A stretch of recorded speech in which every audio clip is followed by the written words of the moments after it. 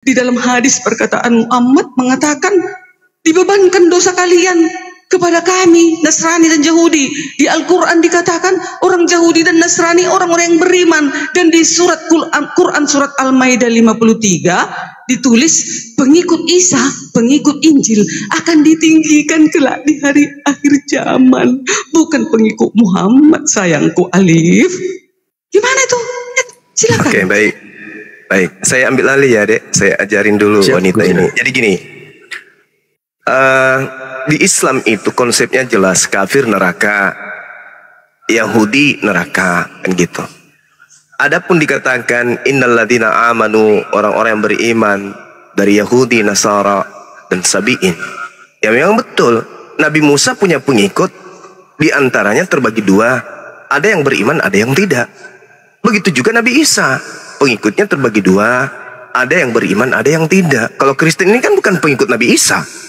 Kristen ini adalah pengikut orang Roma, bukan pengikut para nabi. Itu yang perlu saudara pahami. Lalu kemudian berbicara mengenai orang-orang beriman itu adalah orang yang berusaha untuk mensucikan dirinya menyembah kepada Allah. Meskipun mereka kemudian ada kehilafan, ada dosa.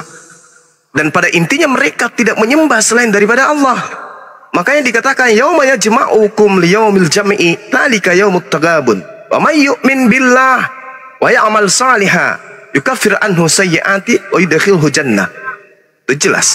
Siapapun yang beriman kepada Allah dan melakukan amalan-amalan saleh, ketika ia mati membawa dosa, maka dosanya dihapuskan oleh Allah. Itu kata Allah, itu janji Allah. Ayat Al-Quran surah At-Taghabun ayat 9. Dikatakan yukaffir anhu sayyi'ah wa yudkhilhu jannah tajri min tahtihal anhar khalidina fiha abada dzalika fawzul azim.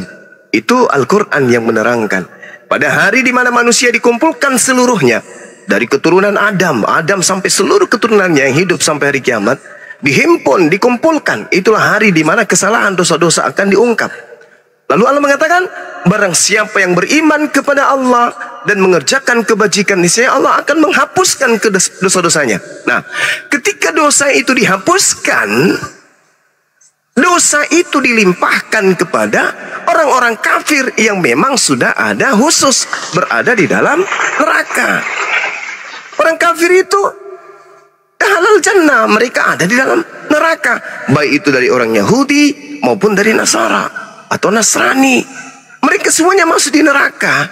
Nah, karena mereka sudah ada di neraka, kemudian maka dosa-dosa yang tadinya sudah dihapuskan lebih dulu, diserahkan kemudian kepada penghuni neraka.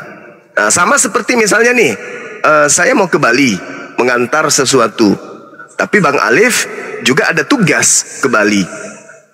Nah, saya sudah punya tugas lain di Makassar. Kemudian yang punya kuasa mengatakan, serahkan aja tugas itu kepada Bang Ali, toh dia memang mau ke Bali kok, Anda langsung ke Makassar aja. Itu poinnya. Jadi kalau berbicara mengenai Al-Quran, berbicara mengenai Islam, kaidahnya itu ada. Tidak semudah yang Anda bayangkan. Al-Quran menceritakan bahwa neraka itu dua, orang-orang yang masuk kafir, orang-orang kafir yang masuk neraka akan mendapatkan neraka berlipat kali ganda. Umat Islam yang masuk surga akan mendapatkan surga yang berlipat kali ganda. Kenapa demikian? Karena pada dasarnya semua kita, keturunan Adam itu sudah memiliki kapling. Memiliki kapling di neraka dan juga memiliki kapling di surga. Pada saat orang-orang kafir masuk ke dalam neraka, umat Islam masuk ke dalam surga, maka nerakanya umat Islam itu kosong. Maka diberikanlah kapling neraka umat Islam itu kepada orang-orang kafir. Begitu juga sebaliknya, kapling surga yang dimiliki oleh orang-orang kafir, karena kosong tidak diisi oleh orang kafir, maka diberikan kepada umat Islam, sehingga umat Islam menikmati surga itu berlipat kali ganda, dan orang-orang kafir menikmati neraka itu juga berlipat kali ganda. Itu poin di dalam Al-Quranul Karim. Itu poin.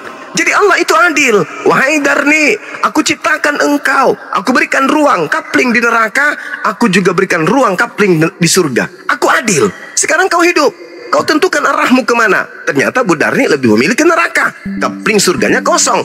Maka kami umat Islam yang mengambil kapling tersebut.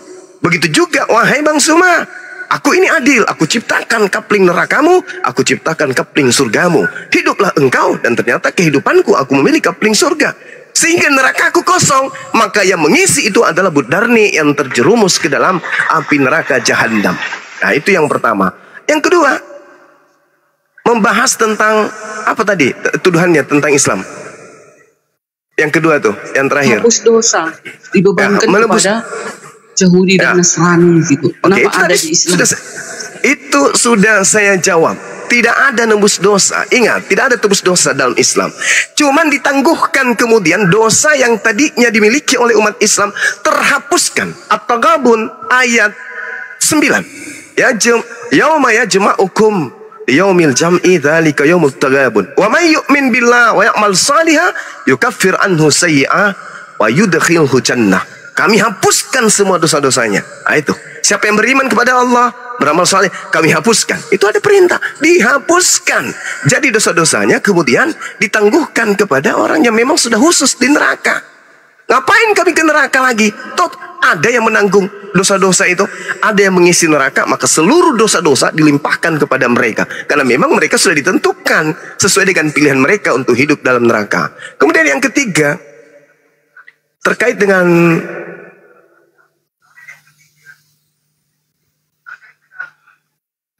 apa ini yang Bu Darni tadi katakan, yang terakhir tadi, ada yang ingat gak teman-teman?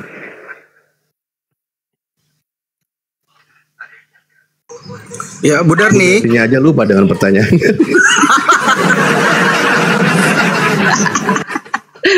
Udahlah, akulah dulu. Udah banyak kali Bang Juma. Iya, silakan. Akulah dulu ya. Tadi itu udah dijawab duluan sama Bu Runda di Al-Baqarah ayat 62 itu. Itu kan mereka orang Yahudi, orang Nasrani. Mereka itu orang beriman kepada Allah dan kepada hari akhir. Iya, Quran surat itu kan yang ayat selamat. 62 tadi. Iya.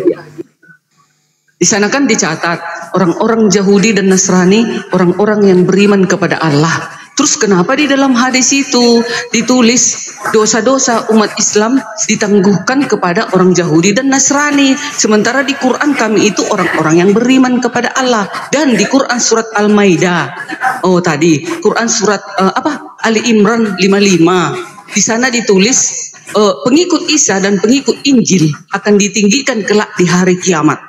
Sementara kalau ditinggikan kelak di hari kiamat, berarti ada dong yang memegang Injil sampai hari ini. Makanya Allah mengatakan, berimanlah engkau kepada Taurat, Zabur, dan Injil. Berarti kan masih ada dong bukunya itu. Makanya ada kalian tahu tentang Musa, tentang siapa lagi, Abraham, tentang Daud. Ya kan dari Taurat. Nah itu, nggak ada hilang itu. Taurat, Zabur, dan Injil. Makanya nanti ditinggikan kelak di akhir zaman, di akhir hari kiamat. Ya kan? Hidup. Mantap. Silakan Bang Juma. Baik, nah ini dia. Jadi hanya mimpi-mimpi dan angan-angan kosong gitu ya. Ketika berbicara mengenai pengikut Nabi Isa alaihissalam, pengikut Nabi Isa alaihissalam itu kami umat Islam ini. Kami pengikut Nabi Isa.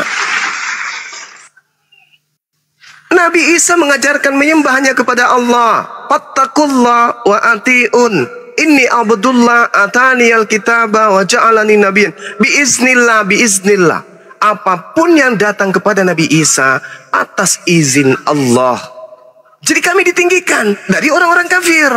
Siapa orang-orang kafir itu? Orang yang ingkar kepada ajaran Nabi Isa. Nabi Isa mengajarkan dirinya, aku hanya hamba Allah, aku diberi kitab, ketetapan, lalu kemudian aku dijadikan sebagai nabi. Aku diutus hanya kepada Bani Israel. Kami beriman kepada itu. Ya Bani Israel, inni Rasulullahi ilaikum. Tetapi orang-orang kafir harus disingkirkan. Makanya Yesus mengatakan, enyahlah daripada aku, kalian semua adalah pembuat kejahatan. Makul tulahum illa ma amartani bi ani abudullah rabbi wa rabbakum. Sembahlah Allah Tuhanku dan Tuhanmu. Itu ajaran Nabi Isa. Tapi orang yang ingkar terhadap ajaran itu justru mendudukkan Nabi Isa sebagai Tuhan, bahkan Nabi Isa sebagai hewan untuk nebus dosa-dosa biadab mereka. Jadi jangan kemudian menghayal terlalu jauh. Yang disebut sebagai pengikut Nabi Isa itu adalah kami. Kami pengikutnya, menyembah kepada Allah. Kami menyembah kepada Allah. Dia diutus hanya kepada Bani Israel. Kami beriman bahwa beliau hanya diutus kepada Bani Israel. Beliau mengajarkan sujud ibadah. Beliau mengajarkan bersyahadat, berpuasa, zakat, dan seterusnya. Kami menjadi pengikutnya. Sedangkan Kristen, apa yang Kristen ikuti dari Nabi Isa? Tak ada. Nabi Isa ini ada yang mengklaim dirinya Tuhan, ada yang mengklaim dirinya adalah inkarnasi Tuhan. Itulah kelompok orang-orang kafir yang nanti akan dibersihkan Nabi Isa dari orang-orang kafir yang nebeng kepada mereka. Makanya dikatakan dalam Al-Quran, wa idza husyiran nasu kanu lahum a'da wa kanu bi ibadatihim kafirin. Ketika manusia nanti kelak semua dikumpulkan di padang mahsyar, Yesus, Nabi Isa alaihissalam akan menjadi musuh bagi orang Kristen. Dan Isa alaihissalam, Yesus Kristus dalam hal ini, akan mengingkari semua pemujaan-pemujaan yang Kristen lakukan terhadap Yesus, Nabi Isa alaihissalam. Apa buktinya? Matius 7, nomor 21, 22, 23. Pada hari itulah aku akan berterus terang kepada mereka, aku tidak mengenal engkau. Enyahlah daripada aku, kalian semua adalah pembuat kejahatan. Siapa mereka ini? Orang kafir yang melantik Yesus Tuhan, bernubuat, bermujizat, mengusir setan, memungut perpuluhan demi untuk mengagungkan dan menganggap Yesus ini Tuhan. Nah, maka yang diusir ya Ibu Darni, jelas itu. Silakan. Nah, ini tadi kucatat ini ada beberapa 1, 2, 3, 4, 5. Kristen bukan pengikut Yesus. Kristen itu artinya pengikut Yesus. Ya tentu kami pengikut Yesus. Yang mana itu Kristen yang pengikut Yesus? Yang menuruti hukum-hukumnya, yang menuruti 10 hukum. Kami Kristen, umat Advent Masehi, Advent hari ke-7, masih setia kepada 10 hukum. Tidak ada satupun kami tukar 10 hukum. Itu kekal sampai selama-lamanya. Yesus mengatakan 1 titik 1 iota, jangan kau robah hukum. Dan Paulus juga mengatakan, hukum Taurat itu penuntun bagi kamu sampai Yesus datang. Jadi kami tetap pengikut Yesus. Makanya kami dikatakan Kristen. Kristen artinya pengikut Yesus, gitu ya. Kristen semua masuk neraka. Di dalam Roma 8 ayat 1, yang di dalam Yesus, yang di dalam Kristus Yesus, tidak ada penghukuman atasnya. Apa maksudnya yang di dalam Yesus? Nah, Ibu Darni di dalam Yesus. Ibu Darni sudah dibaptis, lahir kembali, menerima Yesus juru selamatku dan Tuhan juru selamatku. Setelah itu aku menuruti segala perintah-perintahnya di dalam kasih itu. Itulah 10 hukum. Tidak ada masuk neraka pengikut Yesus. Kalau di dalam Yesus ada juga pengikut Yesus tetapi dia melakukan banyak kejahatan, itu tidak tinggal di dalam Yesus, itu melanggar hukum-hukum Yesus. Walaupun mereka itu, kami itu sudah ditebus dengan darahnya yang suci itu, kami harus tetap berjuang untuk melakukan kebaikan dan kebenaran, karena di dalam tubuh kami ini sudah ada Roh Kudus. Roh Kudus itulah menyertai kami selama-lamanya selama kami hidup, agar kami melakukan kebaikan dan kebenaran di dalam 10 hukum. Pengikut Nabi Isa adalah Islam. Emangnya kalian dibaptis Bang Juma? Isa itu kan Yesus. Emangnya orang Islam itu dibaptis? Kan enggak. Kami pengikut Isa dibaptis, diberikan dirimu dibaptis. 1 baptisan, 1 Tuhan. Ya, itu dia. Itu kalau pengikut Yesus. Emangnya umat Islam mengajari, mengabarkan Injil. Ada rupanya kalian pegang buku Injil. Mana? Kalau kami umat Kristen memegang Injil. Buku Injil itu adalah kabar baik tentang kelahiran Yesus, kematian Yesus, kebangkitan Yesus, dan tentang kerajaan surga. Itulah artinya Injil. Yaitu tertulis di dalam Matius, Markus, Lukas, Yohanes. Itulah kitab Injil. Nah, itu dia ya. Sekarang apa yang diikuti Kristen? Ajaran Yesus, ajaran Isa. Kami Masehi Advent hari ke-7 masih setia kepada 10 hukum. Masih setia kepada peraturan-peraturan yang diajarkan. Makanan-makanan yang haram kami lakukan. Beribadah hari Sabat, hukum keempat kami lakukan. Tidak menyembah berhala-berhala Hubal yang lain. Tidak. Kami menyembah Allahnya Abraham, Ishak, dan Yakub yang turun menjadi manusia, itulah Yesus. Nah, ya. Terus terakhir, Matius 7 ayat 21. Enyahlah kau dari hadapanku, kata Yesus. Siapa yang dienyahkan itu?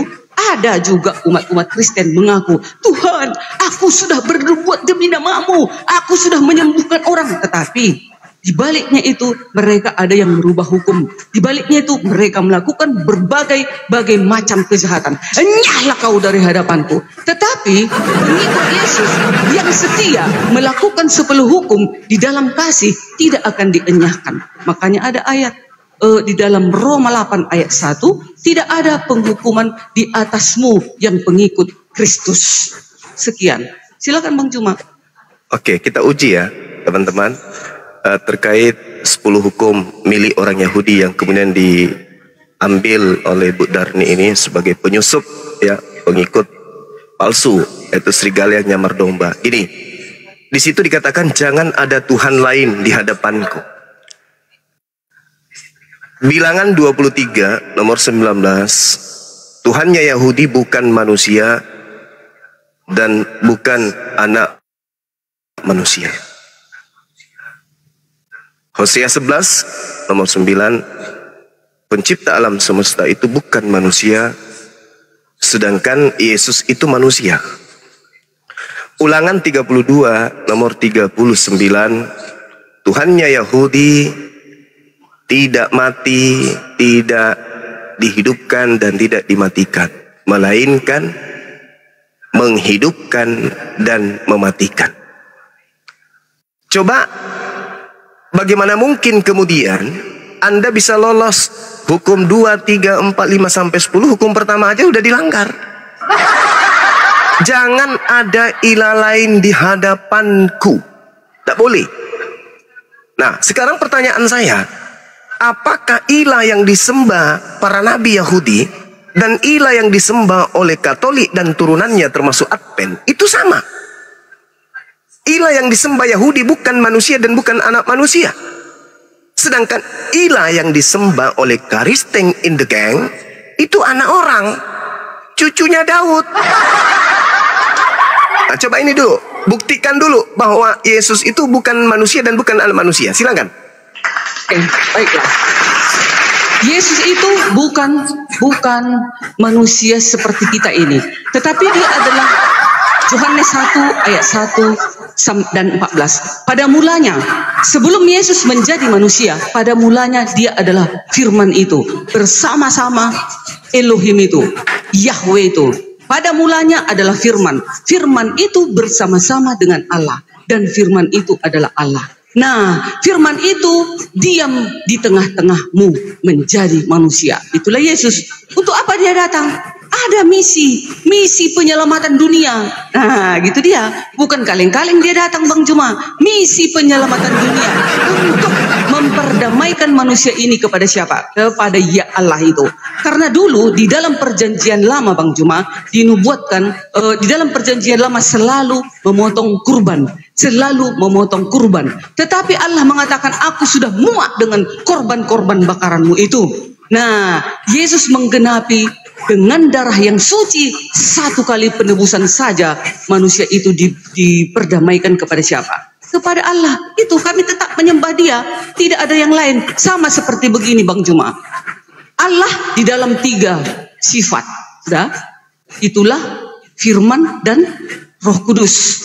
Firman itu menjadi manusia, Roh Kudus itu menghidupkan umat manusia, makanya kita bisa hidup. Itu dia satu di dalam 3. Sama dengan orang Bang Juma, 99 di dalam 1. Sifat 99, tetapi satu Allah itu. Begitu juga dengan Allah kami, satunya Allah kami, tetapi dia 3 sifat. Nah, itu dia ya, sifat 3 pribadi. Tetapi ini tidak bisa ini dipisah-pisahkan. Ini tetap satu dia. Hanya itu pekerjaannya selama dia di bumi ini. Itulah Tuhan Yesus kami Bang Juma. Itulah di hukum pertama. Kami tetap tidak melenceng. Kami tetap mengalahkan Allahnya Abraham, Ishak dan Yakub. Tidak Mamon, tidak hubal-hubal yang lain. Makanya sewaktu dulu bangsa Israel memerangi bangsa-bangsa Aram karena bangsa-bangsa Aram ini menyembah hubal, menyembah dewa-dewa hubal. Kami umat Kristen gak ada menyembah hubal. Kami tetap menyembah Allahnya Abraham, Ishak dan Yakub. Itu hukum pertama. Satu-satu kita bahas Bang Zuma. Silakan. Iya, buktikan dulu bahwa Yesus itu bukan manusia dan bukan anak manusia. Iya, dia datang sebagai manusia. Salah dulu. Itu adalah iman Kristen. Itu iman Kristen. Tuhannya jadi mayat, Tuhannya jadi bayi, Tuhannya jadi letoy, Tuhannya tidur. Itu iman Kristen. Yang kita ingin tahu di sini secara akurat, Tuhannya Yahudi tidak pernah mati. Tuhannya Yahudi tidak serupa dengan manusia. Tuhannya Yahudi bukan manusia dan bukan manusia. Tuhannya Yahudi tidak pernah dibentuk dalam bentuk daging. Tuhannya Yahudi tidak pernah dibunuh. Tuhannya Yahudi tidak pernah dihidupkan. Tapi Tuhannya Yahudi laisa kamitslihi syai', tidak serupa dengan manusia. Yeremia 10 nomor 6. 2 Samuel 7 nomor 22. Tuhan Yahudi tidak serupa dengan apapun. Nah, sedangkan Yesus Tuhannya Kristen serupa dengan cuplis. Nah, ini dulu Anda menggantikan kemuliaan Tuhannya Yahudi dengan kekutukan manusia Yesus. Anda menggantikan kebesaran Tuhannya Yahudi dengan kekecilan anak Maria. Anda menggantikan kemudian kemahakuasaan Tuhannya Yahudi menjadi kelemahan adiknya Yudas. Gimana ceritanya? Anda mengatakan Anda mempertuhankan Tuhan yang sama. Ya, orang Yahudi tidak pernah meminum darah Tuhannya, tidak pernah makan daging Tuhannya. Orang Kristen ajaran yang dari barat ini makan daging Tuhannya, minum darah Tuhannya. Ini ajaran kanibal. Sekarang permasalahannya hukum pertama aja udah kalian langgar. Jangan ada ilah lain di hadapanku. Apakah kemudian ilahnya orang Yahudi dilahirkan manusia? Ilahnya Yahudi kemudian pernah mati dibunuh manusia? Apakah ilahnya Yahudi pernah lapar, pernah tidur, pernah ketakutan, pernah was-was? Tidak sama sekali. Sedangkan Tuhan yang kamu sembah, saudariku, adalah manusia terkutuk yang digantung di atas pohon, yang sangat-sangat tidak pantas dijadikan sebagai presiden, apalagi sebagai Tuhan. Sekarang ayo, coba, mana datanya, mana dalilnya? Yang Anda sembah adalah Tuhannya orang Yahudi. Hanya himne Plato. Pada mulanya adalah Logos itu bersama-sama dengan dewa, dan Logos itu adalah dewa. Dewa itu telah berubah menjadi daging. Apa ini? Kolose 2 nomor 9. Ya, pada diri kemanusiaan dan pada diri tubuh manusia. Sudah saat pada diri tubuh manusia, Yesus terdiam kedewaan sepenuhnya pada dirinya. Kolose 2 nomor 9. Filipi 2 nomor 6, nomor 7, nomor 8. Dewa datang, tidak mempertahankan kedewaannya, melainkan turun derajat menjadi sama seperti manusia, lalu mengambil rupa manusia, lalu taat, bahkan taat sampai mati digantung di atas pohon. Ini apa ini? Ini apa? Tuhannya Yahudi gitu modelnya? Oh no, itu adalah sesuatu penyesatan yang dilakukan oleh orang-orang jahiliyah yang menginginkan kemudian Tuhan datang nuzul menjadi Krishna, menjadi Zeus, menjadi Hercules, menjadi Atis, menjadi makhluk. Dan itu sama sekali tidak disifati oleh Tuhannya Yahudi. Oke? Jangan ada ilah lain. Alamak. Yang kemudian menghancurkan Bani Nuh, umatnya Nabi Nuh, menenggelamkan bahtera Nuh dengan adanya bahtera Nuh. Kemudian tiba-tiba muncul unyu-unyu, iya, mama, nenek. Apa ini? Kenapa menggantikan Tuhannya Yahudi dengan senggok bayi Yahudi? Ya, itu nggak boleh. Maka kalau Ibu Darni ingin membuktikan kepada kami bahwa Kristen itu agama benar, buktikan sekarang ini juga. Yesus bukan manusia dan Yesus bukan anak manusia. Selama Yesus tidak bisa Anda buktikan bukan manusia, maka selama itu juga Anda hanya klaim pepesan kosong. Demikian. Ya. Nah, Bang Juma, apakah Bang Juma tidak tahu Allahnya orang Yahudi pernah datang ke bumi melalui Musa? Di dalam Al-Quran juga silakan. Allahnya orang Yahudi pernah datang melalui sebatang pohon. Nah, di orang Israel, Allahnya Musa pernah mendatangi Musa melalui api dan menuliskan 10 hukum ke 2 loh batu melalui tangan Allah. Nah, itu dia datang. Nah, terus apakah Bang Juma tidak tahu dia juga pernah datang menyerupai malaikat? Sudah ada. Nah, begitu juga dengan Yesus. Yesus di perjanjian baru dia datang sebagai manusia. Itulah makanya ada ayatnya Yohanes 1 ayat 1 dan 14. Dia datang sebagai manusia. Makanya dicatat Yesus kelak akan menghakimi dunia. Yohanes 9 ayat 39. Aku akan datang ke dunia untuk menghakimi dunia.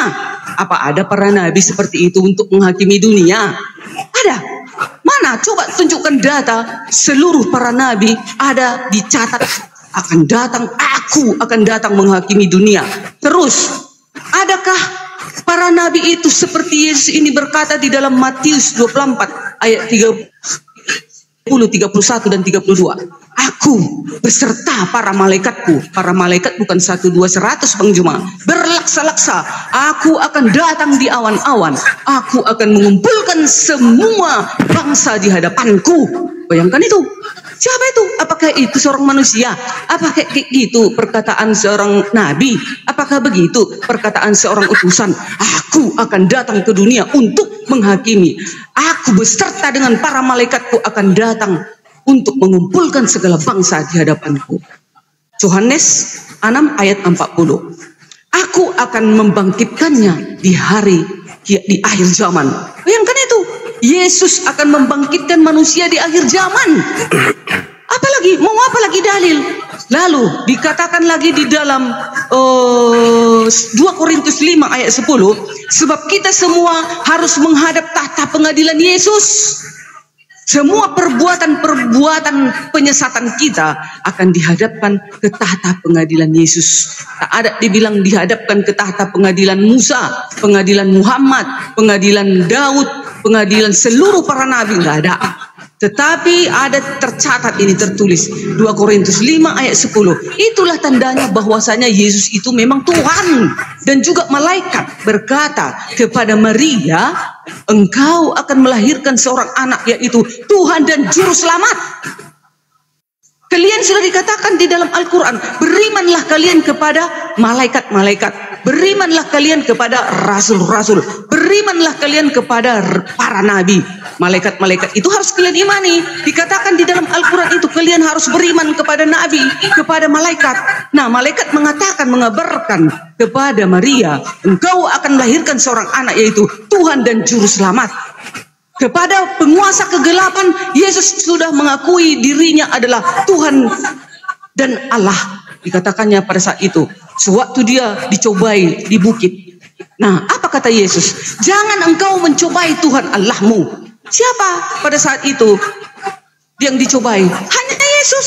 Dia sudah mengaku secara tidak langsung, akulah Tuhan, sembahlah Tuhan Allahmu saja. Begitu Bang Juma. Kami sudah pas dalilnya. Nah itu. Ya, silakan dengan seperangkat ya dalil-dalil yang Anda gunakan untuk mengganti kemuliaan Tuhannya Yahudi dengan Tuhannya orang Barat bernama Yesus. Silakan aja, silakan. Tapi sampai detik ini tak ada orang Kristen di atas muka bumi ini yang mampu membuktikan Yesus itu bukan manusia. Itu dulu. Nah, terkait dengan tuduhan Bu Darni, Tuhan datang dalam rupa apa, malaikat, tiang api atau pohon dan seterusnya. Al-Quran sudah menjawab itu. Wa ma kana li basharin ayyukallimahullahu illa wahya aw min wara hijab aw yursila rasulan. Itu jelas sekali dikatakan, tidak pantas kemudian Allah datang ke atas muka bumi berbicara langsung kepada manusia, melainkan Allah itu berbicara dengan perantaraan wahyu, 1, perantaraan belakang tabir, 2, dan perantaraan malaikat, 3. Jadi tidak pantas kemudian. Nah, terkait dengan Nabi Musa yang Anda tuduhkan bahwa dia bertemu dengan Tuhan, di dalam kitab Anda sendiri, Kisah Para Rasul 7 di nomor 35 jelas sekali dikatakan bahwasanya Musa inilah yang telah mereka tolak dengan mengatakan, siapakah yang mengangkat engkau menjadi pemimpin dan hakim? Musa ini juga telah diutus oleh Allah sebagai pemimpin dan penyelamat oleh malaikat yang telah menampakkan diri kepada Musa di Gunung Sinai. Jadi menampakkan diri kepada Nabi Musa itu bukan Tuhan, tapi malaikat Tuhan. Makanya Yesus berkata dalam Yohanes 10 nomor 35-36, bukankah di dalam kitab Tauratmu dikatakan siapapun yang diserahi tugas untuk menyampaikan firman, maka dia adalah Allah. Nah, artinya malaikat yang datang ke tengah-tengah Bani Israel, ke tengah-tengah Gunung Sinai, yang datang kemudian kepada Nabi Musa itu bukan Tuhan, tetapi malaikat kemudian. Karena itu ada datanya di dalam kitab saudara. Nah, itu yang pertama. Kemudian yang kedua, terkait dengan penjelasan Bu Darni bahwa Yesus itu datang akan menjadi hakim. Kenapa bukan nabi yang lain datang menjadi hakim? Jelas, nabi lain tidak datang menjadi hakim karena nabi lain tidak ada yang dituhankan. Yesus datang untuk yang kedua kalinya karena dia ada yang terdakwa. Siapa yang terdakwa itu? Yang menuhankan dirinya, yang menggantikan kemuliaan Tuhannya dengan mendudukkan dirinya sebagai pengganti Tuhannya. Itu tugas Yesus. Wa isqalallahu ya Isa ibn Maryam anta qulta linnas, wahai utusanku, nabiku, rasulku, anak laki-lakinya wanita yang kuciptakan bernama Maryam, yang adalah Isa, apakah engkau yang mengajarkan kepada manusia-manusia cuplis ini untuk menuhankan dirimu, menggantikan aku? Menuhankan dirinya. Yohanes 12:48. Barang siapa yang menolak aku, dia sudah ada hakimnya, yaitu perkataan yang pernah aku katakan di tengah-tengah Bani Israel. Perkataan itulah yang kelak akan menjadi hakimnya di akhir zaman.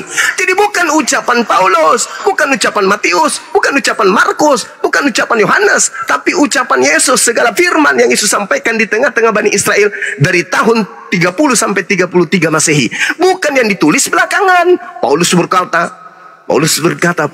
bukan itu yang dimaksud. Tapi yang dimaksud ini adalah ucapan-ucapan Yesus yang Yesus ucapkan, yang akan menjadi hakim di tengah-tengah Bani Israel. Nah, celakanya nanti ketika Yesus itu datang, orang-orang Kristen, oh Tuhanku Yesus, I love you full. Oh Tuhanku Yesus, kami telah bernubuat mengusir setan, ngumpul perpuluhan demi namamu. Apa kata Yesus? Nyala daripada aku tak mengenal kalian. Kenapa Yesus tidak mengenal kalian? Karena Yesus hanya mengenal pengikutnya. Pengikutnya itu adalah melakukan apa yang Yesus perintahkan. Perintah Yesus, sembah diriku atau sembah Allah? Yesus memerintahkan, sembahlah Allah, Tuhanku dan Tuhanmu, dan hanya kepada engkaulah berbakti. Wahai Maria, jangan kau menyentuh aku, tapi pergilah kepada saudara-saudaraku, katakan kepada mereka, aku akan pergi kepada ilahku dan ilahmu, Tuhanku dan Tuhanmu. Itu jelas itu. Jadi kembali kepada tema, Ibu Darni belum sanggup membuktikan Yesus bukan manusia. Saya sanggup membuktikan Tuhannya Yahudi bukan manusia. Bilangan 23 nomor 19. Aku Tuhan, aku Allah, bukan manusia dan bukan anak manusia. Yesus, aku manusia dan aku anak manusia. Itu adalah satu kenyataan pahit yang harus Ibu Darni akui, bahwasanya Kristen menyembah bukan Tuhan, tetapi Kristen menyembah utusan Tuhan. Ingat, Kisah Para Rasul 13 nomor 23. Orang Israel harus tahu, yang kumaksud adalah Yesus, yang ditunjuk oleh Allah sebagai perantara bagi Tuhan dan manusia, yang melakukan mujizat, kekuatan dan tanda-tanda di tengah-tengah Bani Israel, yang dilakukan oleh Allah. Sebagaimana yang engkau tahu. Itu adalah Kisah Para Rasul 2 nomor 22. Sedangkan Kisah Para Rasul 13 nomor 23, Tuhan mengutus juru selamat sebagaimana yang dijanjikan kepada Bani Israel, yaitu Yesus Kristus. Demikian. Diambil alih dulu sebentar, Dinda. YouTube saya ini ada masalah. Silakan, Dinda Ardiansa, Dinda Alif, Nora. Nah, tadi kan Bang Juma menuntut Yesus itu bukan Tuhan, tetapi belum berani Bu Darni membuktikan bahwasanya Yesus itu adalah manusia. Yes, dia datang sebagai manusia ke bumi. Kalau ada umat Kristen menolak kedatangan Yesus datang sebagai manusia, itu penyesat. Sesuai dalil 2 Yohanes 1 ayat 7. Yesus datang ke dunia sebagai manusia. Sebelum datang ke dunia itu, dia apa? Dia adalah firman Allah itu sebelum datang. Jadi sewaktu dia di muka bumi ini, dia menjadi sebagai manusia dan juga keilahian juga beserta dia. Karena dia juga selama di muka bumi ini banyak sekali perbuatan-perbuatan yang mujizat, yang luar biasa yang dilakukan. Contoh, dia bisa menyembuhkan orang pendarahan yang 16 tahun. Dijamah saja tubuh jubahnya itu sembuh seketika. Dan orang buta bisa melihat. Dan orang lumpuh bisa berjalan. Dan air menjadi anggur. dan 5 roti menjadi 5 roti 2 ikan menjadi memberi makan orang puluhan ribu, dan sisa 12 keranjang, dan angin topan diredakan yang begitu dahsyat di tengah lautan. Tetapi dia hanya menjamah angin itu, dia meredakannya. Itu keilahiannya sewaktu dia di muka bumi ini. Dia melakukan kuasa dan mujizatnya itu. Mana ada para nabi seperti itu? Kalaupun ada Musa hanya membelah laut doang, hanya seperti itu. Beda dengan Yesus menghidupkan orang mati. Hai Lazarus, keluarlah engkau. Dia sudah mati 4 hari. Dan juga banyak yang dilakukan mujizat-mujizat. Itu kekuasaannya dilakukan sewaktu dia di muka bumi ini. Jadi kami, umat Kristen, harus dan wajib mengimani dan harus mengimani Yesus adalah Tuhan dan Juru Selamat. Malaikat aja mengatakan kepada Maria bahwasanya yang kau lahirkan itu adalah Tuhan dan Juru Selamat. Dan Yesus sendiri juga mengaku kepada penguasa kegelapan bahwasanya dia adalah Tuhan dan Allah yang harus disembah. Nah, jadi kenapa Tuhan Yesus kami sembah? Karena kalau engkau melihat aku, kata Yesus, engkau sudah melihat Bapa. Aku dan Bapa satu. Nah, itu maka berani Allah Yesus mengatakan seperti itu, aku dan Bapa satu. Mana mungkin berani berkata Nabi Muhammad, Abraham atau para nabi yang lain mengatakan, jika engkau melihat aku, engkau melihat Bapa. Mana berani para nabi berkata seperti itu? Atau berani berkata seperti ini para nabi, aku adalah kebangkitan dan hidup. Siapa yang percaya kepadaku akan hidup walaupun sudah mati. Yohanes 11 ayat 25. Adakah Nabi berkata seperti itu? No, tak berani, nggak ada kuasanya. Kenapa Yesus berkata seperti itu? Karena dia kelak di akhir zaman membangkitkan orang mati. Ada ayatnya tadi di dalam Yohanes 6 ayat 40. Aku akan membangkitkan kelak di akhir zaman. Luar biasa, merinding aku. Kalau kalian masih menolaknya sebelum dia datang, itu terserah kalian. Nah, apalagi kata Yesus waktu dia di muka bumi ini, aku adalah garam dunia, akulah terang, akulah jalan yang lurus. Itu jangan terlalu panjang itu. Jangan terlalu panjang itu. Tunggu dulu, Bang Cuma juga panjangnya. Belum ada 5 menit, gitu. Aku semangat mengabarkan Injil tentang Yesus ini supaya kalian bertobat. Sebelum kedatangan Yesus, biarlah kita ini sudah bertobat, beri diri kita dibaptis, dan begitu dia datang nanti kita semua akan dibawa ke kerajaannya. Silakan. Amin. Oke. Saudari Bu Darni belum membuktikan Yesus itu Tuhan, bahkan membantu saya dengan mengatakan Yesus itu adalah manusia. Dengan demikian, gugur. Yesus bukan Tuhan. Yesus bukan Tuhannya Bani Israel. Jangan ada ilah lain di hadapanku. Bu Darni mengatakan, oh tunggu dulu, ada ilah lain dalam rupa manusia, yaitu engkau sendiri yang datang dalam bentuk manusia. Itu kan ucapan konsep, doktrin, dogma. Karikatur yang dibuat sendiri oleh gereja, oleh Kristen. Apa itu? Tuhan datang dalam bentuk manusia, nebus dosa manusia. Itu kan karikatur. Lalu bagaimana dengan Yesus? Yesus mengatakan, aku tidak dapat berbuat apa-apa dari diriku sendiri. Loh, tadi mampu katanya benar nih, menghidupkan orang mati, bla bla bla bla bla. Ternyata kemampuan Yesus itu didapatkan dari Tuhan yang mengutus dirinya. Aku tidak dapat berbuat apa-apa dari diriku sendiri. Lah, faktanya kamu mampu membangkitkan Lazarus. Oh, itu karena aku melakukan pekerjaan-pekerjaan yang Bapa perintahkan untuk aku lakukan. Yohanes 4 nomor 34. Makananku adalah melakukan pekerjaan yang diperintahkan oleh Bapa untuk aku kerjakan. Yohanes 14 nomor 31. Dunia harus tahu, orang Batak harus tahu, orang Jawa harus tahu, orang Indonesia harus tahu bahwa aku Yesus senantiasa mengasihi Tuhanku, dan aku Yesus melakukan segala apa yang diperintahkan Tuhanku untuk aku kerjakan. Selesaikan, sederhana itu.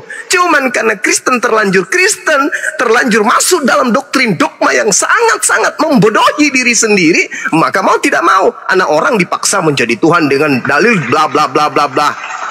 Andai saja orang yang berakal sehat, ketika Yesus kemudian naik pesawat keliling dunia, lalu menggunakan toa yang paling kencang, orang mati pun mendengarkan dalam kubur, lalu berkata, akulah Tuhan, tidak ada Tuhan selain aku. Akulah Tuhan, tidak ada Tuhan selain aku. Meskipun itu terjadi, orang berakal tidak akan pernah mau menuhankan Yesus. Tidak akan mau. Kenapa? Yesus sedang memproklamirkan firman Tuhan. Aku tidak berkata-kata dari diriku sendiri. Apa yang aku katakan adalah apa yang diperintahkan. Jadi Yesus sedang menyampaikan firman Tuhan. Sama seperti Nabi Musa. Innani anallah, la ilaha illa ana. Nabi Musa naik ke bukit lalu berkata kepada kaumnya, sesungguhnya aku ini adalah Allah. Tidak ada Tuhan selain aku. Apakah Yahudi kemudian menyembah Musa? Tidak. Tidak. Hanya orang Kristen yang berasal dari barat menggantikan dewa Hercules dengan nama Yesus dan menuhankan kemudian orang yang mereka anggap sebagai Yesus. Kenapa begitu terjadi kepada Kristen? Karena Kristen ini bukan ajaran orang Yahudi. Kristen ini bukan ajaran para nabi. Kristen ini adalah ajaran orang Roma. Kekaisaran Roma lah yang menggantikan kedudukan dewa-dewa mereka dengan Bapa, dengan Anak, dengan Roh. Maka muncul kemudian konsep Trinitas, Tritunggal. Itu yang perlu Ibu Darni pahami. Jadi ketika Ibu takjub melihat Yesus membangkitkan orang mati, air menjadi anggur, badai menjadi tenang. Itu kenapa? Baca Kisah Para Rasul 2 nomor 22. Baca kesaksian Yesus di dalam Yohanes 5 nomor 36. Ada kesaksianku yang lebih penting dari kesaksian semua orang, termasuk Yohanes Pembaptis, bahwa semua mujizat yang aku lakukan, membangkitkan Lazarus, membuat air menjadi anggur, roti memberikan hidup, memberikan roti kepada ribuan manusia, apalagi membuat orang buta melihat, orang lumpuh berjalan, apalagi membuat nasi menjadi batu tawas, apalagi sebutkan semuanya mujizat-mujizat itu, sebutkan. Ternyata segala yang Yesus lakukan itu, justru yang dilakukan Yesus itu bersaksi kalau dia adalah utusan Allah. Yesus melakukan segala apapun yang diperintahkan. Makananku adalah melakukan apa yang diperintahkan. Yohanes 14 nomor 31. Orang Batak harus tahu, orang Indonesia harus tahu, dunia harus tahu, kata Yesus, bahwa aku Yesus selalu mengasihi Bapa Tuhanku dan melakukan segala apa yang Tuhanku perintahkan untuk aku kerjakan. Subhanallah. Makanya di dalam Ibrani 5 nomor 7, sebagai manusia, sebagai hamba Allah, sebagai ciptaan Allah, Yesus mempersembahkan doa yang sungguh-sungguh kepada Tuhan Sang Khalik yang mampu menyelamatkannya dari kematian, dari penyaliban. Dan atas kesolehannya, doa Yesus sebagai ciptaan Tuhan dikabulkan, lolos dari kematian.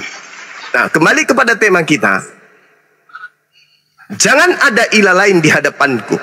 Orang Kristen melantik ponakannya Elizabeth, ponakannya Zakaria, sepupu sekalinya Yohanes Pembaptis, saudara kandungnya Yakobus dan Yusuf, sebagai Tuhan menggantikan Tuhannya Yahudi. Ini adalah satu tindakan yang dikutuk oleh Tuhan, karena Tuhan mengatakan jangan ada ilah lain di hadapanku. Ternyata Ibu Darni dan teman-temannya menggantikan Tuhannya Yahudi dengan melanti anak orang dengan berbagai macam tipu daya yang bisa menjebak orang-orang yang lemah akal. Sekali lagi, Bilangan 23 nomor 19, Tuhan bukan manusia dan bukan anak manusia. Yesus adalah manusia dan juga adalah anak manusia. Silakan. Oke, baiklah. Nah, kita tadi udah berapa kali ya menjelaskan itu. Masih hukum pertama. Tadi saya sudah menjawab tentang keimanan kami di kekristenan. Bang Zuma. Hah? Enggak Bang Zuma biar di mute. Lanjut Bu Darni. Assalamualaikum warahmatullahi wabarakatuh. Waalaikumsalam warahmatullahi wabarakatuh. Lanjut Bu Darni. Sesuai dengan hukum pertama, jangan ada padamu Allah lain di hadapanku. Kami umat Kristen tetap tidak mengalahkan Allah yang lain. Kami tetap mengalahkan Allahnya Abraham, Ishak dan Yakub, yang firman-Nya Allah itu datang menjadi manusia, turun ke bumi untuk misi penyelamatan dunia. Nah, kami tetap tidak meleset. Tetapi kalau ada Allah-Allah lain di luar dari Allah Yahweh, Yang berani kami menggantikan nama itu, itu baru salah, menggantikan. Oke ya, itu sudah 5, kayaknya udah ku hafal, udah 3 kali entah 4 kali. Sekarang kita turun ke hukum kedua. Jangan ada padamu, tadi pertama jangan ada padamu, sekarang hukum kedua. Jangan membuat bagimu patung, baik menyerupai apapun di darat, di laut, di udara.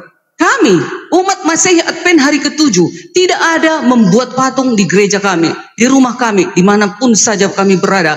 Kami tidak boleh membuat patung, terbuat apapun itu, baik itu terbuat batu, atau tembok, atau pohon, atau kita sujud. Itu jangan kau sujud di hadapannya. Jangan kau beribadah di sekitar benda itu. Maksudnya begini, kita membuat patung Yesus, kita membuat batu besar, kita berkeliling di sana, kita mencium kaki Yesus itu, kita mencium batu yang besar itu, dan kita beribadah di sekitarnya. Itu maksudnya Allah di dalam hukum kedua.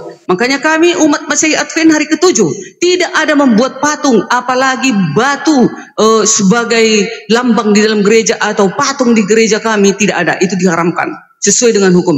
Tapi kalian membuat batu Hajar Aswad, pergi kalian ke Mekah sana, sujud kalian ke hadapan batu itu, beribadah kalian di situ, kan beribadah itu namanya. Seluruh dunia datang beribadah. Makanya Allah melarang, jangan membuat apapun itu, menyerupai apapun. Berarti kalian sudah melanggar hukum kedua. Ternyata kami masih Advent hari ke-7 tetap setia kepada hukum kedua. Dan hukum pertama juga sudah kami bereskan, sudah kami selesaikan. Kami tetap setia. Kalian tidak setia, kalian buat batu dan beribadah kalian di sana, dan seluruhnya serempak seluruh dunia menghadap ke batu itu. Apakah itu dinamakan bukan menyembah? Silakan. Oke, baik. Nah, inilah orang kalau tidak bisa membedakan Tuhan dengan ciptaan. Tidak bisa membedakan apa yang menjadi prosesi ibadah dengan sembahan. Setiap agama yang berasal dari langit itu memiliki prosesi ibadah, tata cara ibadah yang pada endingnya merujuk kepada perintah sujud. Al-Quran perintah sujud. Sujudlah, ibadahlah, sujud beribadah untuk mengingatku. Itu perintah.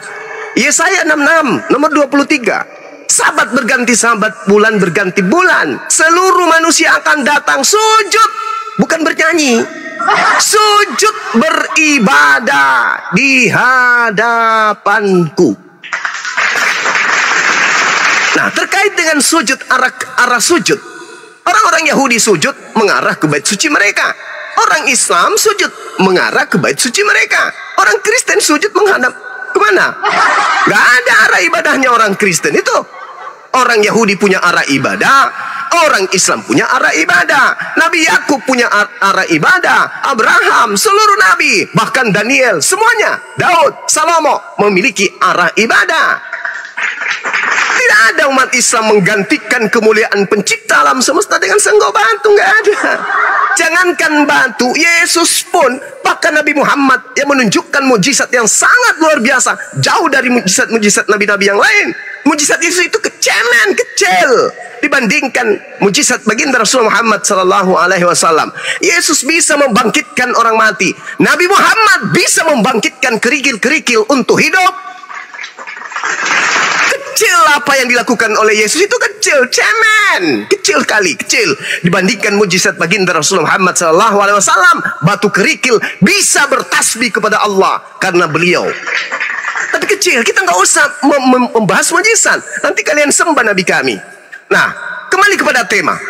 Kalau Anda tidak berdaya membuktikan Yesus itu Tuhan karena dia adalah manusia, sedangkan Tuhannya Yahudi bukan manusia, jangan Anda lari ke hukum kedua. Yang pertama aja dulu. Kalau yang pertama sudah hancur, maka semua kedua, ketiga, keempat itu hanya tipu muslihat saja.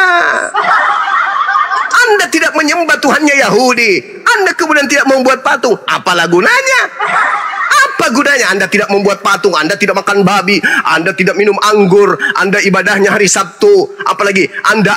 Tapi apa gunanya? Anda mengganti kemuliaan Tuhannya Yahudi dengan seenggok bayi Yahudi. Hah? Anda kemudian mengganti ketuhanan, kemahakuasaan Tuhannya Yahudi dengan melantik manusia unyu-unyu.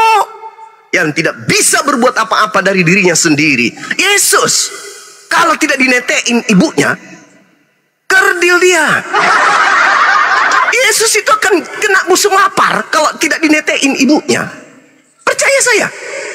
Dan Yesus kalau hidup di zaman sekarang nih, ya, suruh Yesus jalan di mall. Apa kata orang? Hah? Itu yang Anda tuhankan. Tapi bukan itu jadi permasalahan. Yang jadi permasalahan perintah Tuhan Yahudi. Jangan ada ilah lain di hadapanku, sebab aku adalah ilah pencemburu. Bu Darni muncul, sorry lade, ada ilah baru yang lahir dari kandang, namanya Yesus. Jadi Anda akan diusir, renyahlah daripada aku, kutunjang kepalamu. Kau membuat Tuhan baru di hadapanku. Kata Yesus, renyahlah daripadaku, aku tidak mengenal engkau. Kenapa itu bisa terjadi? Karena orang Kristen kemudian membentuk ilah baru, namanya Yesus. Ilah made in Roma. Tuhannya Yahudi, El Eloi, El Elam, El Shaddai, Adonai, Yod-Heh-Vav-He, diganti dewa Theos. Unyu-unyu muncul di bumi, nangis. Mak, Nenen. Ajaran apa ini? Ajaran apa ini? Dari mana asalnya ajaran konyol kayak begitu? Tuhan datang, sedangkan Tuhan kemudian ketika ingin menghapuskan kemurkaan yang muncul di atas muka bumi, kemurkaannya menghancurkan segala apa yang ada. Coba lihat Sodom Gomora.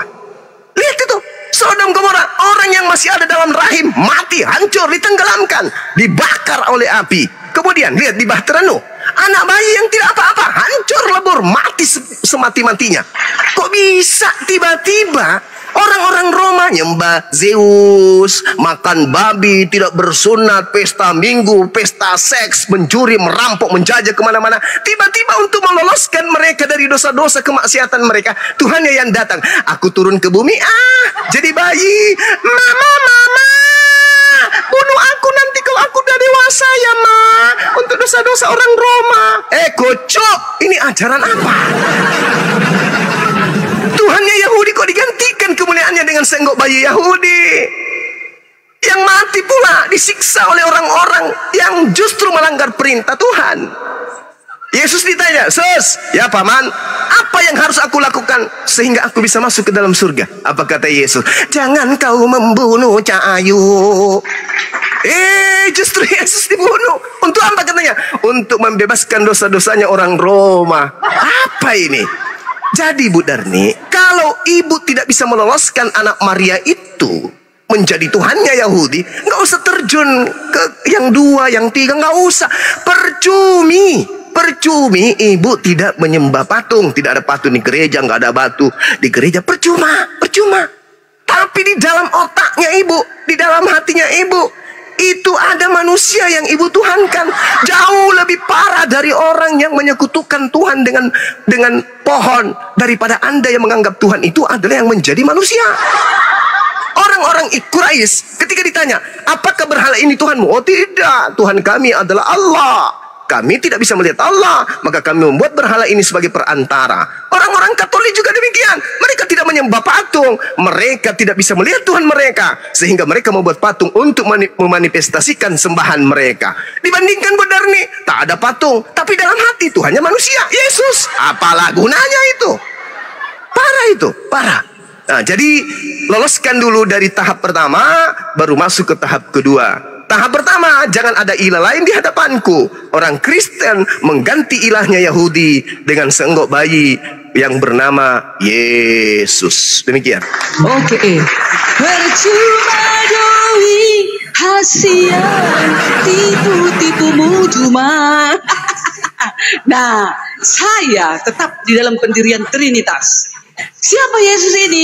Yesus ini tidak di luar dari keilahian itu. Yesus ini tetap diri Allah itu. Makanya di dalam Kejadian 1 ayat 1 dan 3, di sana sudah ada Trinitas. Di sana sudah ada firman, tetapi belum menjadi Yesus dia di dalam firman itu. Di dalam Yesaya 1 ayat 1 kita baca itu. Bang Juma. Jadi percuma Bang Juma untuk menipu-nipu dunia ini. Akhirnya kalian nanti sesuai dalil, karena begini selalu Bang Juma mengobrak-abrik Alkitab ini, ya kan? Trinitas sudah ada tertulis di dalam Kejadian 1. Di sana ada Allah, di sana ada Roh Kudus, di sana ada Firman yang belum menjadi manusia, tetapi kalian sangkal itu silakan saja. Tetapi kami sebagai umat Kristen, kenapa kami mengimani Yesus itu adalah Tuhan? Dia datang sebagai manusia. Harus datang dong sebagai manusia, karena di dalam Yohanes 3 ayat 16, karena begitu besar kasih Allah akan dunia ini sehingga dia mengaruniakan anaknya yang tunggal. Anak yang tunggal maksudnya bukan dia punya istri lalu melahirkan anak, yaitu Yesus. Bukan seperti itu. Anak tunggal itu maksudnya kekuasaan penuh diberikan kepada anak manusia itu. Kenapa tidak Allah yang selalu menghakimi? Kenapa tidak Allah yang selalu mengatakan melakukan ini? Karena dia adalah roh yang tak kelihatan. Jadi semua kekuasaan diambil alih oleh siapa? Sang Firman yang menjadi manusia itu, itulah bagian dari diri Allah itu. Jadi jangan Bang Juma bilang kami selalu salah konsep di dalam hukum pertama. Tidak. Toh di dalam buku kalian juga Yesus yang datang sebagai hakim. Di dalam buku Mazmur dikatakan, di dalam buku Mazmur, akulah yang membuat hakim di bumi ini. Yesus kan yang menghakimi, bukan Allah. Allah zat. Di dalam kekristenan pun Allah itu tak kelihatan. Allah itu adalah zat, roh yang tak bisa kita lihat. Jadi tidak mungkin Allah itu untuk menghakimi, tapi semua hakim itu diberikan kekuasaan kepada dirinya itu. Itulah Firman yang menjadi manusia. Harus menjadi manusia dong, agar bisa dia bersentuhan kepada ciptaannya. Harus menjadi manusia. Karena yang didatangi siapa? Manusia, bukan roh-roh halus yang didatangi. Tetapi dia datang ke bumi ini, memberikan contoh teladan di bumi ini. Beri dirimu dibaptis. Seperti itu Bang Juma. Nah tunggu dulu, orang Kristen sujud ke arah mana? Orang Kristen nggak boleh sujud ke suatu arah. Karena Allah itu tidak berada di batu itu. Allah itu tidak berada di patung itu. Allah itu tidak berada di tembok itu. Tetapi Allah sekarang berada, Yesus sekarang berada di kerajaan tinggi di surga. Jadi seluruh umat manusia berdoa melipat tangan. Sama seperti Yesus. Melipat tangannya, duduk bertelut, menghadap ke langit, meminta sesuatu. Karena tempatnya adalah di surga. Bait Allah itu adanya di surga, bukan di suatu tempat. Tidak di situ tempatnya. Masa di batu di situ Allah, masa di patung itu Allah. Itu kucuk namanya, itu error separuh otak itu Bang Juma. Nah makanya kami orang Kristen tetap kami sujud ke baiknya di surga, karena dia sekarang di surga. Itu kecil yang dilakukan Yesus dibandingkan Muhammad. Apa yang bisa dilakukan Muhammad? Coba aku tanya. Mana ada? Saya dengar ini semua, bacaan ini semua yang dia lakukan. Quran surat 4 ayat 89. Bunuhlah. Quran surat 8 ayat 12. Pukullah di atas leher mereka. Quran surat 8 ayat 39. Perangilah kafir. Quran surat 66 ayat 9. Perangilah kafir. Quran surat 5 ayat 33. Bunuhlah yang memerangi Allah dan rasul-rasulnya. Quran surat 9 ayat 5. Perangilah orang-orang musyrik di mana saja. Quran surat 9 ayat 14. Perangilah mereka niscaya. Quran apa lagi nih? Sahih Bukhari volume 2. Walau berzina, walau mencuri akan masuk surga jika hanya menyembah kepada Allah. Beda dengan ajaran Tuhan Yesus kami itu. Yesus kami menyuruh kita agar saling mengasihi. Gak ada disuruh tebaslah batang lehernya jika dia murtad. Itu ajaran yang hebat. Jangan katakan kecil kali yang dilakukan Yesus. Macam mana bisa rupanya Nabi Muhammad menghidupkan orang mati kelak di akhir zaman? Mana ada? Sampai hari ini Nabi Muhammad masih berada di dalam tanah. Maaf, dia masih berada di Mekah, ya kan? Di Arab. Dia belum ada naik ke surga. Dia juga berkata, walaupun aku Rasul Allah, tetapi aku tidak tahu selamat atau tidak. Begitu juga dengan engkau. Oke, itu perkataan Yesus. Aku adalah kebangkitan dan hidup. Siapa yang percaya kepadaku akan hidup walaupun sudah mati. Jelas-jelas aku menjadi Yesus. Oke, udah gantian. Bukan tempat ngelawak di sini tuh. Silakan Bang Zuma. Ya, baik. Batu. Orang sujud. Kalaupun Tuhan itu seperti pagan, seperti agama Kristen, maka lebih pantas batu menjadi tempat Tuhan bertahta daripada Tuhan bertahta di dalam tai. Di batu tidak ada tai, tak ada kotoran. Di dalam tubuh Yesus ada tai, ada kotoran. Di situ Tuhan bertahta. Di dalam jasad tubuh manusia Yesus itu Tuhan bertahta bersama dengan tai. Pingin muntah. Jadi tidak ada konsep kayak begitu, Bu Darni. Kami cuman beribadah. Itu arah sujud. Yesus punya arah sujud kagak? Punya. Matius 26 nomor 39. Yesus sujud. Nah, ada nggak arahnya Yesus sujud? Ada. Masa Yesus tak ada arah dalam sujud? Gimana ceritanya sujud tanpa arah? Nanti aku buat film Sujud Tanpa Arah judulnya. Matius 26 nomor 39. Yesus sujud mengarah kemana? Ya tentu di depan dia ada pohon pisang kalau ada kebun. Kalau dia ada gedung, di situ ada toilet. Di situ ada kemudian ya rumah-rumah penduduk. Di situ juga ada penduduk lagi tidur. Apakah boleh saya katakan Yesus sujud menyembah kepada toilet? Enggak. Atau Yesus sujud menghadap ke pohon kayu, baru pohonnya itu adalah Tuhan? Bukan. Nah, inilah piciknya agama pagan ya dalam berpikir. Kalau Anda mengatakan bagaimana mungkin Tuhan bertahta dalam batu? Lah bagaimana mungkin Tuhan bertahta dalam tai? Jadi itu yang pertama. Kemudian yang kedua, kita sedang berbicara mengenai ilah yang benar. Ya, kita berbicara mengenai ilah yang benar. Ilah yang benar itu ketika berbicara mengenai sembahan Bani Israel, sembahan Bani Israel itu maha suci. Sembahan umat Islam maha suci. Coba, siapa yang bisa menunjukkan Tuhannya Israel itu jadi manusia? Ada nggak? Nggak ada. Siapa yang bisa menunjukkan Tuhannya Bani Israel itu dibunuh? Ada nggak? Nggak ada. Ada nggak yang bisa menunjukkan Tuhannya Bani Israel itu mati di atas pohon? Tak ada. Tuhannya Bani Israel maha suci, maha tinggi. Tuhannya umat Islam maha suci, maha tinggi. Makanya Tuhan kami tidak serupa dengan makhluk. Kalau Tuhannya Budarni serupa dengan Tuhannya Hindu. Itu datang jadi manusia, dibunuh manusia. Itu sembahan Budarni itu. Sembahan yang diusung dari ajaran kekaisaran Romawi kuno, meninggalkan ajaran penyembahan kepada dewa-dewa mereka, lalu menggantikan Tuhan mereka dengan Tuhan dari suku bule. Itu Tuhan Budarni. Jangan Anda sama-samakan Tuhan kami. Tuhan kami Bani Israel, Bani Ismail itu adalah Tuhan yang tidak serupa dengan apapun. Batu itu hanya seperti Yakub. Yakub mengambil batu, bahkan lebih parah. Yakub mengambil batu sebagai alas kepala untuk tidur. Begitu dia bangun tidur, batunya disimpan, diminyaki, diurapi, sujud menyembah, menghadap kepada Allah dengan arah sujudnya menghadap kepada batu tadi, batu tugu. Makanya seluruh para nabi itu punya batu tugu. Orang Yahudi punya batu tugu. Orang Arab punya batu tugu. Kristen punya batu sakar di atas pohon yang disembah. Nah, jadi kembali kepada tema kita. Tuhan mengatakan jangan ada ilah lain di hadapanku. Innani anallah, la ilaha illa ana. Yesaya 45, innani Allah, la ilaha illa ana. Tidak ada Tuhan selain aku. Akulah Tuhan, tak ada yang lain. Tiba-tiba muncul Karisting, Advent yang baru berusia 2200 tahun kurang lebih. Tiba-tiba melantik anaknya orang jadi Tuhan, menggantikan kemuliaan Tuhan pencipta langit dan bumi. Ini apa? Dengan berbagai macam alibi yang dibangun kemudian. Mana ada dia akan datang menjadi hakim, dia akan membangkitkan dia bla bla bla bla bla. Justru dia menjadi hakim karena ada yang terdakwa. Siapa yang terdakwa? Kristen yang mendudukkan dirinya sebagai Tuhan. Mana polanya? Coba kita lihat. Di dalam Yohanes 8. Yohanes 12 nomor 48. Apa kata Yesus? Barang siapa yang menolak aku, dia sudah ada hakimnya. Yaitu perkataan yang pernah aku ucapkan selama 3 tahun itu, maksud Yesus. Perkataan itulah kelak akan menjadi hakimnya di akhir zaman.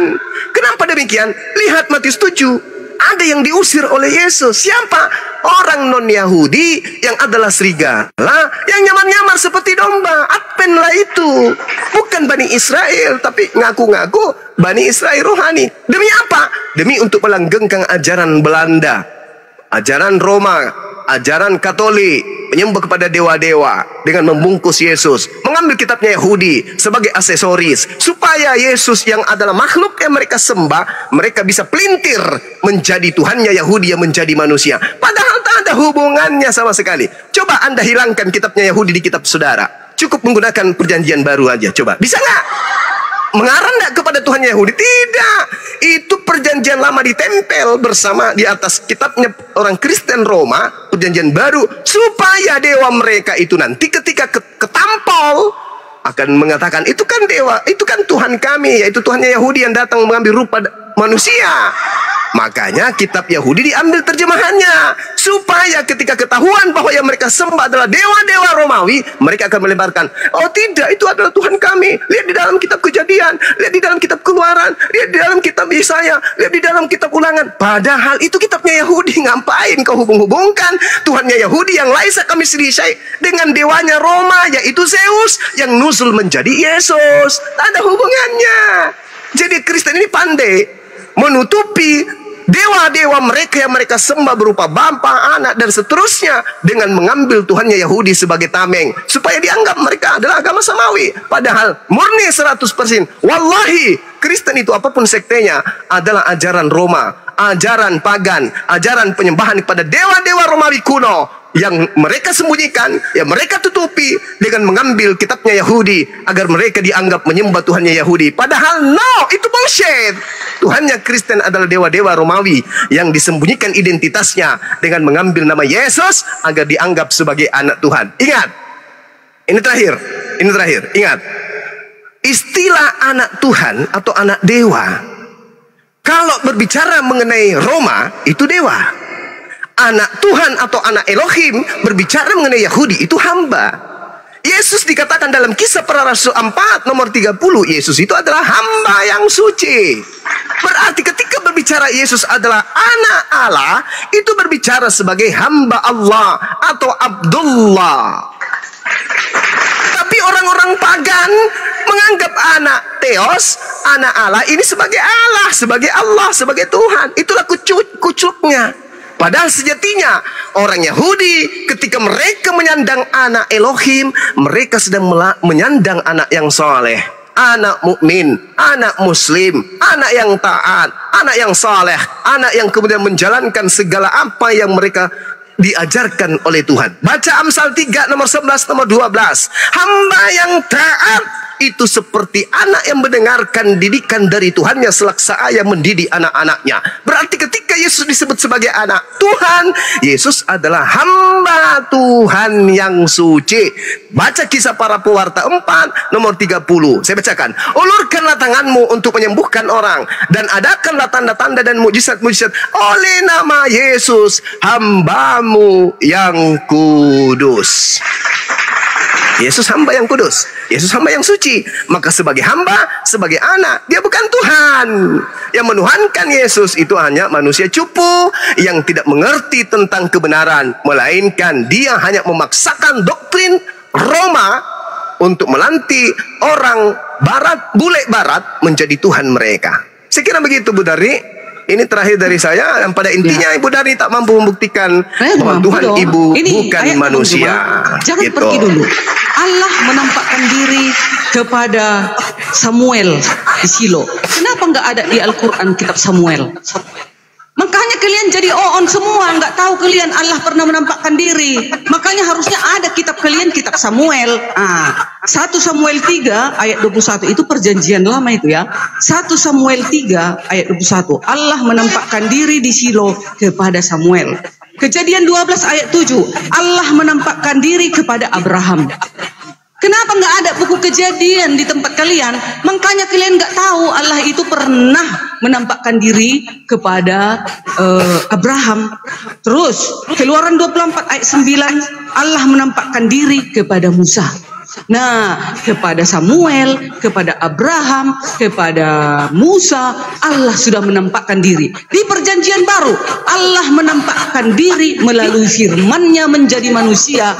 Itulah Yesus datang sebagai manusia. Itulah di perjanjian baru. Kami tetap tetap sama, Bang Juma. Tidak ada yang menyeleweng daripada itu. Di perjanjian lama itu harus kalian imani. Kalian kan sudah dikatakan di dalam buku, kalian harus beriman kepada Taurat. Makanya Allah mengatakan kepada Nabi Muhammad, hai Muhammad, jika engkau jika engkau ragu dengan firman yang kami turunkan, bertanyalah engkau kepada yang membaca kitab sebelummu. Siapa itu? Ya itu kami ini yang memegang Alkitab, Taurat, Zabur dan Injil. Di sini 1 Samuel 3 ayat 21 Allah menampakkan diri di Silo kepada Samuel. Kejadian 12 ayat 7 Allah menampakkan diri kepada Abraham. Keluaran 24 ayat 9 Allah menampakkan diri kepada Musa. Itu perjanjian lama. Allah menampakkan dirinya, ya. Tetapi di perjanjian baru Allah menampakkan dirinya melalui dirinya, firman-Nya itu. Firman-Nya yang menjadi manusia turun ke bumi. Bukan Allah itu yang turun ke bumi seperti Wanes mengatakan Allah yang ditusuk, Allah yang dibunuh. Bukan, tetapi firman Allah itu yang menjadi manusia turun ke bumi. Dia menampakkan diri melalui Yesus. Makanya ada dalil di dalam Ibrani 1 ayat 3. Yesus adalah wujud dari Allah itu. Yesus adalah cahaya kemuliaan Allah itu. Haleluya, terpujilah Tuhan. Bang Juma, bertobat kalian, ya. Baik. Di dalam 1 Samuel 3 di situ ada kata gala. Gala itu artinya menyingkap, menyatakan diri, bukan memperlihatkan wujud. Kenapa? Yesus sendiri yang mengatakan. Yesus yang mengatakan, dan juga Yohanes mencatat itu. 1 Yohanes 1:18. Tidak ada satu manusia pun yang pernah melihat Elohim. 1. Iya, Yesus kan enggak Elohim, Bang Juma. Enggak, tunggu dulu, sabar Bu Dani. Sabar. Berarti yang datang di Samuel menampakkan diri di Silo itu siapa? Hantu. 2. Yesus mengatakan dalam Yohanes 5 nomor 37. Bapa tidak bisa kamu lihat. Tak ada seorang pun yang pernah melihat Bapa. Suaranya pun tidak bisa kau dengarkan. Berarti yang datang kepada di Silo itu bukan Bapa. Ketiga, Keluaran 33 nomor 20. Tidak ada manusia. Tidak bisa manusia melihat aku Tuhan. Sebab tidak ada manusia yang bisa hidup melihat Tuhan. Tidak bisa. Faktanya Silo hidup. Samuel hidup. Berarti yang dilihat oleh Samuel itu bukan Tuhan. Jadi, lalu kemudian Nabi Musa, tadi saya sudah menjelaskan di Kisah Para Rasul 7 nomor 35, 38 dan nomor 53, jelas sekali dikatakan di sana bahwasanya yang datang kepada Nabi Musa itu adalah malaikat. Jadi jangan memperbodoh diri, jangan memperbodoh diri. Kata gala di dalam 1 Samuel itu menandakan bahwa Tuhan mengungkap. Nah, makanya di dalam Al-Quran dikatakan, Inna fi khalqis samawati wal ardi wa ikhtilafil lail wan nahar la ayatil liulil albab. Sesungguhnya dalam penciptaan langit dan bumi dan bergantinya malam dan siang terdapat tanda-tanda keberadaan, kebesaran, wujud, eksistensi Allah bagi orang yang berakal. Siapa yang menciptakan siang dan malam? Manusia? Bukan. Presiden? Bukan. PBB? Bukan. Dunia ini yang membuatnya? Tidak. Yang membuat terjadinya siang dan malam itu adalah pencipta alam semesta. Jadi orang berakal dengan melihat tanda siang dan malam sudah tahu, oh Tuhan itu ada. Tidak mesti dia datang menjadi bayi. Mama, nenek, oh Tuhan kita ada. Pada hari ini lahir Tuhan. Gak ada itu. Itu pagan. Itu pagan. Inna fi khalqis samawati wal ardi wa ikhtilafil lail wan nahar la ayatil liulil albab.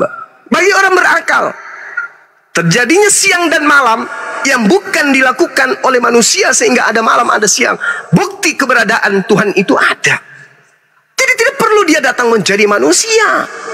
Karena manusia itu lemah. Manusia itu tatarannya bukan khalik. Dia masuk ke dalam zona yang membawa mereka, mengantar mereka ke perjalanan waktu dan ruang. Sedangkan Tuhan mustahil terkungkung dalam konsep itu. Itu mustahil. Makanya orang Kristen ini harus belajar tauhid dulu, belajar akidah yang benar. Kenapa? Karena orang Kristen tidak bisa membedakan antara khalik dan makhluk. Nah, ini yang terjadi. Jadi saya simpulkan Bu Darni, kata Yesus di dalam ajaran dia bahwa tidak ada yang pernah melihat Bapa. Kata Musa, tidak ada manusia yang bisa hidup melihat Bapa, nggak ada. Nah, orang Kristen kebalik. Orang Kristen di saat Tuhan memproklamirkan dirinya, menyatakan dirinya melalui perantaraan nabi dan alam semesta, orang Kristen terbalik. Tuhan menyatakan dirinya dalam wujud manusia untuk dibunuh. Ini ajaran dari mana datangnya ini? Kok ada aneh kali, ya? Aneh.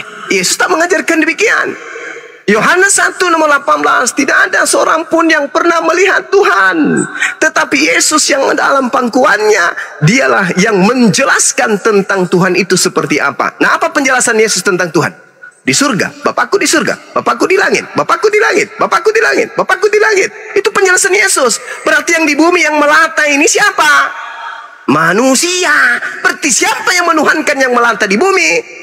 Ya, yang melata di bumi ini adalah manusia. Maka dia menggantikan Tuhannya Yahudi menjadi manusia. Itulah karisting. Makanya Yesus pada intinya, enyahlah daripada aku Budarni, aku tidak mengenal engkau Budarni, engkau adalah pembuat kejahatan Budarni. Ya, itu fakta, itu dalil, nggak bisa dibantah. Demikian.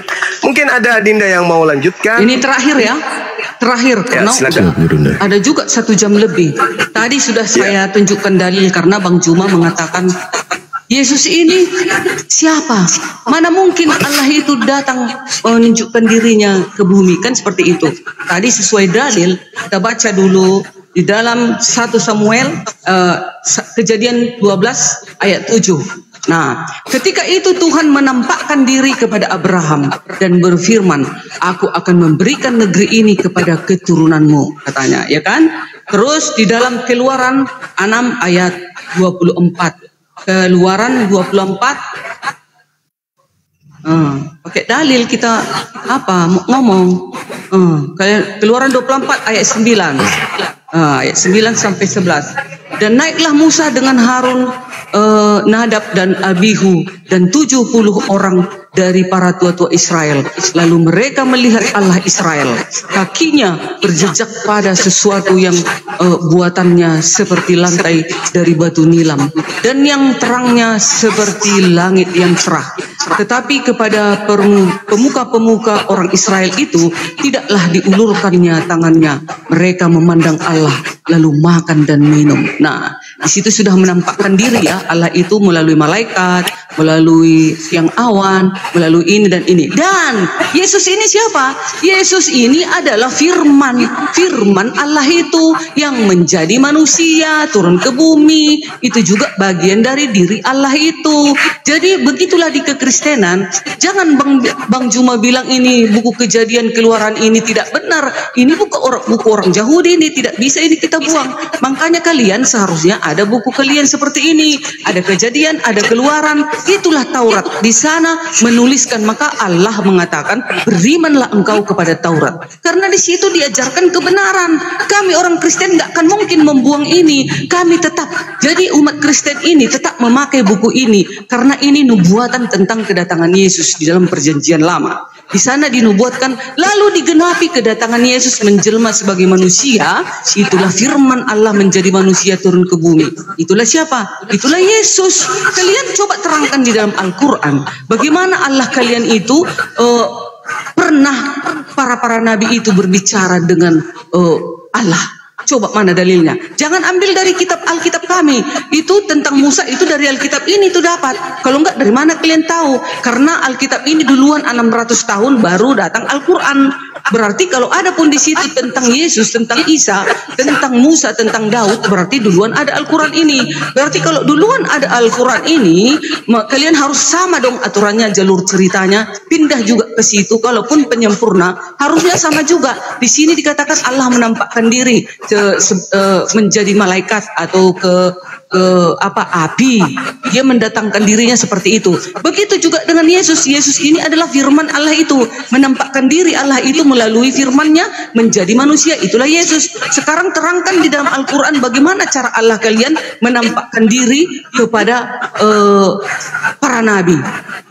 Ada juga kan di dalam Al-Quran kalian dikatakan Allah berbicara kepada Musa dari sebalik pohon, kan katanya kan. Nah berarti Coba terangkan lagi di dalam Al-Quran kalian, sama seperti kami ini. Kami udah jelas menampakkan diri Allah itu melalui firman yang telah menjadi manusia di dalam perjanjian baru. Itulah kekristenan Yesus. Silakan. Oke. Wa ma kana, bismillahirrahmanirrahim. Wa ma kana li basharin ayyukallimahullah illa wahya aw min wara hijab aw yursila rasula. Ini didukung oleh kitab orang Yahudi. Ya, bahkan Paulus pun mendukungnya. 1 Timotius 6 nomor 16. Bahwa Tuhan itu tidak serupa dengan makhluk. Tak ada manusia yang pernah kemudian melihat Tuhan. Maka Tuhan datang menyatakan diri kepada para nabi melalui perantaraan wahyu. Kalau bukan wahyu, melalui perantaraan tabir, seperti yang dialami Nabi Musa. Tuhan berbicara di balik tabir, ya, diseru dari balik pohon. Kemudian yang ketiga, Tuhan datang berbicara melalui malaikat. Itu karena Tuhan itu maha besar. Bagaimana mungkin Tuhan datang ke bumi bicara dengan manusia? Tidak mungkin. Maka Tuhan datang berkomunikasi, menyatakan diri kepada para nabi melalui perantaraan wahyu. Itu yang pertama. Yang kedua melalui perantaraan tabir. Dan yang ketiga ada melalui perantaraan malaikat. Yesus melalui wahyu dan melalui malaikat. Nabi Musa melalui wahyu dan melalui malaikat. Nabi Abraham melalui wahyu, melalui malaikat. Kejadian 31 nomor 11, malaikat kemudian berkata kepada Abraham. Abraham menjawab, ya Tuhanku. Jadi yang datang kepada Abraham itu malaikat Tuhan. Yang datang kepada Nabi Musa itu malaikat Tuhan. Yang datang kepada Yesus itu malaikat Tuhan, bukan Tuhan. Yang memberikan kekuatan kepada Yesus itu bukan Tuhan. Tapi kata Yesus, siapapun yang diserahi tugas menyampaikan firman, maka dia adalah Tuhan. Dalam Yohanes 10:34, kau hanya manusia, tapi kau menyatakan dirimu sebagai Tuhan. Kata Yesus, hey, bukankah dalam kitab Tauratmu dikatakan, siapapun yang diserahi tugas menyampaikan firman, maka dia adalah Tuhan. Tuhan dalam arti kata, wakil Tuhan, duta Tuhan, utusan Tuhan. Makanya mereka disebut rasul. Nah, bagaimana umat Islam kemudian tidak pernah melihat Tuhannya, sementara Kristen membunuh Tuhannya? Pembedanya seperti apa? Orang Yahudi juga tidak pernah melihat Tuhannya, tapi mereka beriman. Orang Islam tidak pernah melihat Tuhannya, tapi mereka beriman. Orang Kristen melihat bahkan membunuh Tuhannya, maka mereka kemudian beriman. Apa polanya? Inna fi khalqis samawati wal ardi wa ikhtilafil lail wan nahar la ayatil liulil albab. Sesungguhnya dalam penciptaan langit dan bumi, ya, bergantinya malam dan siang, terdapat tanda-tanda kebesaran, keberadaan dari Allah bagi orang-orang yang berakal. Cukup kok itu, cukup bagi kami. Dengan bercermin, melihat diri kita ini siapa? Tangan kita bukan punya kita, mulut kita bukan punya kita, tubuh kita bukan punya kita, bahkan kepala kita ini bukan tubuh kita, bukan punya kita, bahkan ruh yang ada dalam diri kita bukan punya kita. Lalu punya siapa? Punya Allah, punya Tuhan yang maha menciptakan. Kita bukan siapa-siapa. Apa yang ada pada diri kita ini hanyalah titipan dari Sang Pencipta. Roh yang ada pada diri kita hanya kemudian sebagai bahan untuk menghidupkan jasad kita ini. Ketika roh Allah keluar dari tubuh kita, selesai kita. Innalillahi wa inna ilaihi raji'un. Tapi itu tidak sampai kepada orang penganut pagan. Orang yang memahami dirinya sebagai ciptaan Tuhan, itu akan sampai kepada eksistensi Tuhan ada pada dirinya. Alam semesta ini diciptakan. Siapa yang menciptakan? Ya Tuhan. Bagaimana cara kita melihat Tuhan? Lihat alam semesta ini. Dengan adanya alam semesta ini, bukti adanya Tuhan. Tidak perlu Tuhan yang maha besar itu datang ke atas muka bumi menjadi manusia. Ya, karena orang yang berakal akan sampai kepada Tuhannya. Kita bisa berbicara, siapa yang memasang alat itu? Orang tua kita? Tidak mungkin. Yang memasang alat sehingga kita bisa berbicara, dialah sang pemilik segala-galanya, yaitu Sang Khalik, pencipta alam semesta yang menciptakan manusia. Kejadian 6 nomor 3. Aku Tuhan berkata, rohku tidak selamanya di dalam tubuh manusia. Berarti tubuh kita ini ada roh di dalamnya. Rohnya siapa? Rohnya Allah. Jasad kita, jasad biologis kita, Matius 4 nomor 4. Manusia tidak hidup dari roti saja, tapi dari setiap firman yang keluar dari mulut Tuhan. Berarti jasad kita adalah firman Tuhan, roh kita adalah roh Tuhan. Kita dan Yesus adalah sama-sama manusia, sama-sama ciptaan. Bedanya, Yesus hanya diberi mujizat karena dia adalah nabi yang diutus ke tengah-tengah Bani Israel untuk kemudian menyadarkan Bani Israel. Tapi lagi-lagi Bani Israel tidak sadar-sadar, bahkan mereka berusaha untuk membunuhnya. Bahkan tidak cukup dengan itu, mereka orang-orang Farisi menciptakan sekte baru bernama Kristen, di mana Kristen inilah kemudian perpanjangan tangan Dajjal di atas muka bumi, membantu setan untuk menyesatkan manusia agar manusia menyembah selain daripada pencipta langit dan bumi, yaitu menyembah kepada ciptaan bernama Yesus Kristus.